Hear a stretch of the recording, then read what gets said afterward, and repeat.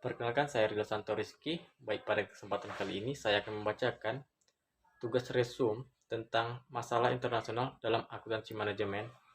Baik, yang pertama itu masalah dasar yang dihadapi perusahaan internasional. Ada 4 masalah dasar yang dihadapi perusahaan internasional. Yang pertama, masalah keragaman mata uang. Yang kedua, keragaman peraturan dan ketentuan hukum.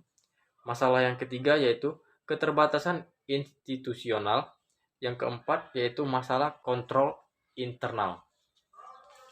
Baik, selanjutnya lembaga keuangan internasional. Adapun lembaga-lembaga keuangan internasional yaitu IMF yang bertujuan untuk kerjasama moneter internasional dan stabilitas kurs. Yang kedua ada Bank Dunia, IFC. Yang keempat ada IDA. Yang kelima ada BIS. Dan yang keenam ada RDA. Selanjutnya, tingkat keterlibatan dalam perdagangan internasional. Perusahaan multinasional merupakan perusahaan yang menjalankan bisnisnya lebih dari satu negara, di mana tingkat kemakmuran dan pertumbuhan perusahaan tersebut bergantung pada lebih dari satu negara. Perusahaan yang terlibat dalam bisnis internasional dapat melakukan 3 hal, yaitu yang pertama impor dan ekspor, membeli anak perusahaan, dan yang ketiga yaitu berpartisipasi dalam joint venture. Impor dan ekspor. Impor merupakan suatu kegiatan bisnis di mana perusahaan membeli material atau produk dari luar negeri untuk dijual atau digunakan kembali di dalam negeri. Sementara ekspor yaitu merupakan penjualan produk perusahaan di luar negeri. Joint venture adalah sebuah jenis kemitraan di mana para investor menjadi bagian dari pemilik perusahaan. Baik, selanjutnya yaitu keseimbangan kurs mata uang. Keseimbangan kurs mata uang ditentukan oleh interaksi beberapa faktor yang mempengaruhi permintaan dan penawaran mata uang. Adapun beberapa faktornya yaitu laju inflasi, tingkat pendapatan, tingkat bunga, kontrol pemerintah, dan pengharapan pasar. Kemudian yaitu motif untuk memberikan kredit dalam pasar asing. Adapun beberapa motifnya yaitu tingginya tingkat suku bunga asing. Yang kedua, taksiran kurs mata uang. Yang ketiga, diversifikasi internasional, yaitu kreditor memperoleh manfaat diversifikasi internasional yang dapat mengurangi kemungkinan kebangkrutan para peminjam secara bersamaan. Selanjutnya yaitu macam-macam risiko transaksi. Yang pertama, apresiasi dan depresiasi mata uang. Apresiasi merupakan peningkatan nilai mata uang asing domestik terhadap mata uang asing. Sedangkan depresiasi merupakan penurunan nilai mata uang dalam negeri terhadap mata uang asing. Kemudian yang kedua yaitu kerugian dan keuntungan kurs tukar. Kerugian kurs tukar adalah suatu kerugian kurs tukar dari mata uang terhadap mata uang lain yang disebabkan depresiasi mata uang dalam negeri.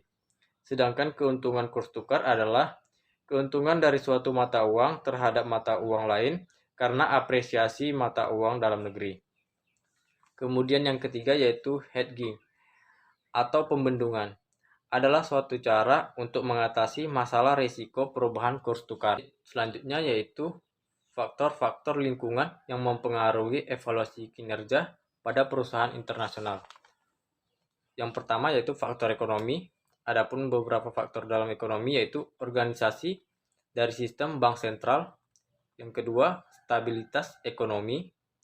Yang ketiga, eksistensi pasar modal. Dan yang keempat yaitu pembatasan valuta. Faktor yang kedua yaitu faktor politik dan hukum. Adapun beberapa faktornya yaitu kualitas, efisiensi, dan keefektivitasan struktur perundang-undangan, kemudian pengaruh kebijakan pemerintah, kemudian dampak kebijakan luar negeri, selanjutnya yaitu tingkat kestabilan politik, dan yang terakhir yaitu tingkat keterlibatan pemerintah dalam bisnis. Faktor selanjutnya yaitu faktor pendidikan. Adapun beberapa faktor dalam pendidikan yaitu tingkat kemampuan baca tulis, Yang kedua, cakupan dan jenjang pendidikan formal serta sistem pelatihan. Yang ketiga, cakupan dan jenjang pendidikan teknis. Yang keempat yaitu cakupan dan mutu program pengembangan manajemen. Faktor yang terakhir yaitu faktor sosiologis. Adapun beberapa faktor dalam faktor sosiologis yaitu sikap sosial terhadap industri dan bisnis, kemudian sikap budaya terhadap otoritas dan orang-orang yang menjadi bawahan, kemudian sikap budaya terhadap produktivitas dan keberhasilan atau biasa disebut etika kerja. Kemudian yaitu sikap sosial terhadap peningkatan material, dan yang terakhir yaitu keragaman budaya dan ras. Baik, selanjutnya yaitu etika dalam bisnis internasional. Etika bisnis merupakan masalah pelik dalam konteks negara individual, tetapi dalam konteks global, etika bisnis merupakan masalah yang jauh lebih baik. Perusahaan internasional menghadapi isu-isu etika yang mungkin tidak muncul dari perusahaan domestik. Masing-masing negara memiliki kebiasaan dan hukum bisnis yang berbeda dari negara lain. Perusahaan harus mempertimbangkan apakah kebiasaan bisnis tertentu hanya sekedar cara yang berbeda dalam menjalankan bisnis atau sudah merupakan pelanggaran terhadap kode etik bisnis.